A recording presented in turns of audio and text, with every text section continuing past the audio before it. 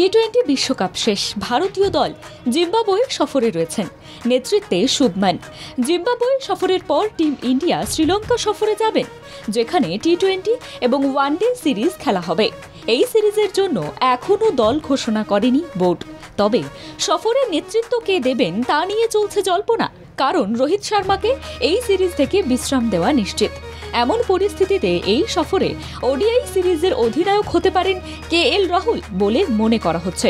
টি-20 সহ অধিনায়ক হার্দিক পান্ডিয়াও ফিরে আসতে পারেন এবং এখানে তিনি এই ফরম্যাটে দলের নেতৃত্ব পেতে পারেন।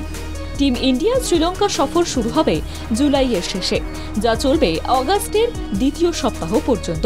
এদিকে টিম ইন্ডিয়া জিম্বাবুয়ের সফর 6 জুলাই থেকে শুরু হয়েছে, যা চলবে 14 জুলাই পর্যন্ত। টি-20 থেকে অবসর নিয়েছেন রোহিত শর্মা, বিরাট কোহলি। এবার শ্রীলঙ্কায় আয়োজিত ওয়ানডে সিরিজে তাদেরকে বিশ্রাম দেওয়া হবে। এমনকি বোলার জসপ্রীত বুমরা থাকছেন এই সফরের বাইরে। এমন অবস্থায় নির্বাচক কমিটির সামনে রয়েছে ভারতের 2 খেলোয়াড়, হার্দিক পান্ডিয়া এবং KL রাহুল। 2 খেলোয়াড়কে দায়িত্ব দেওয়া হবে বলেই মনে করা হচ্ছে। তবে কে টি-20 এবং কে ওডিআইতে নেতৃত্ব দেবে তা ঠিক হবে সামনের সপ্তাহে। তারপর এই ঘোষণা করা হবে দলের তরফে। সাময়িকভাবে শ্রীলঙ্কা সফরের অধিনায়কের পদে পরিবর্তন আনা হলেও এই পরিবর্তন চিরস্থায়ী হবে না। রোহিতের অধিনায়কত্বে 2025 সালে চ্যাম্পিয়ন্স ট্রফি খেলবে টিম ইন্ডিয়া, এমনটাই জানিয়েছিলেন বোর্ড সভাপতি জয় শাহ।